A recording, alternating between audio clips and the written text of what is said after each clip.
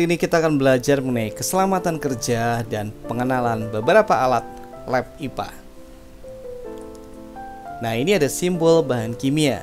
Yang pertama, ini yang mudah meledak, ini mudah teroksidasi atau bereaksi dengan oksigen. Yang dua ini mudah terbakar dan sangat mudah terbakar. F itu fire ya. Yang ini beracun dan sangat beracun. T itu toxic. Kemudian ini berbahaya iritasi, yang ini ada bersifat korosif atau dapat melukai jaringan tubuh dan juga benda, yang ini berbahaya bagi lingkungan. Kemudian aturan umum di lab adalah seperti ini, tidak boleh makan dan minum, apalagi memasukkan bahan kimia ke dalam mulut. Kemudian menggunakan jas lab dan perlengkapan keamanan, seperti misalnya adalah sarung tangan dan juga kacamata jika diperlukan. Kemudian melaporkan adanya kecelakaan seperti bahan kimia tertumpah, ada kebakaran, atau yang lain-lain.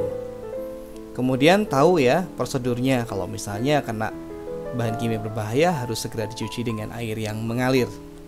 Oke, kita mulai dengan peralatan yang pertama, yaitu gelas ukur. Bentuknya seperti ini, fungsinya untuk mengukur volume larutan. Yang ini adalah tabung reaksi. Fungsi tabung reaksi adalah untuk mencampur, menampung, dan memanaskan bahan-bahan kimia cair atau padat. Tujuannya untuk uji kualitatif. Yang ini namanya labu Erlenmeyer. Fungsinya ya kurang lebih sama ya. Fungsi labu Erlenmeyer adalah untuk mencampur, mengukur, dan menyimpan cairan. Gelas kimia ini fungsinya sebagai penampung zat cair, mau air biasa atau sampai bahan kimia atau cairan kimia yang bersifat korosif. Pipet tetes memindahkan cairan dalam tetesan atau jumlah yang sangat kecil. Berikutnya adalah kaki tiga. Ini bukan merek minuman atau obat ya. Kaki tiga dalam alat laboratorium adalah besi yang punya 3 kaki yang memiliki fungsi sebagai penyangga ring. Fungsi kaki tiga adalah sebagai penahan kawat kasa dan penyangga ketika proses pemanasan. Nanti akan lebih jelas. Nah, ini adalah penjepit tabung reaksi, seperti namanya, terbuat dari kayu dan digunakan untuk menjepit tabung reaksi pada saat proses pemanasan.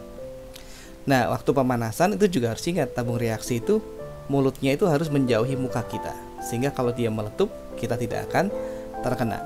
Ini adalah plat tetes, dipakai untuk menguji keasaman suatu larutan atau mereaksikan larutan. Memang biasanya untuk uji asam basa ya, bahan ini tergantung asam atau basah. Kalau nggak punya ini bisa pakai palet yang biasanya dipakai untuk melukis dengan cat air. Lesung dan alu atau mortar and pestle. Ini adalah menghancurkan atau menghaluskan suatu bahan atau zat yang masih bersifat padat atau berupa kristal. Kawat kasa, temannya kaki tiga, ini untuk menahan beker gelas atau gelas kimia atau labu Erlenmeyer tadi ya, untuk pemanasan dengan menggunakan pemanas bunsen atau pemanas spiritus. Kadang juga disebut sebagai pembakar bunsen atau pembakar spiritus. Batang pengaduk, selain untuk ngaduk dong, tentu saja ini juga bisa untuk mencampur larutan atau ngaduk tadi, juga untuk membantu dekantasi satu proses pemisahan larutan, juga untuk memecahkan gumpalan atau emulsi pada suatu ekstraksi.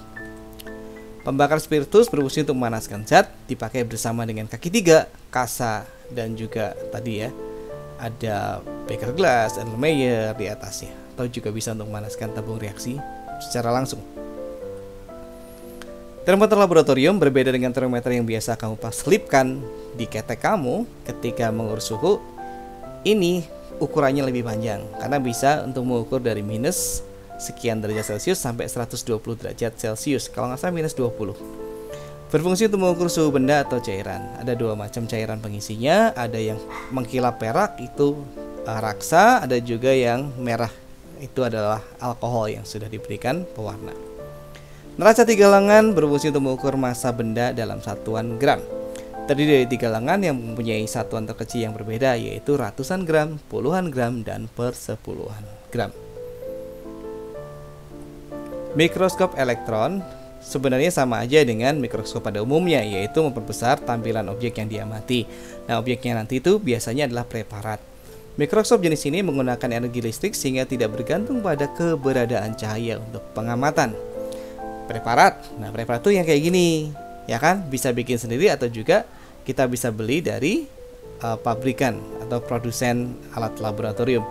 Isinya biasanya adalah jaringan tumbuhan atau sel hewan dan lain-lain. Merupakan kepingan kaca berisi objek yang akan diamati dan dipasang pada meja mikroskop.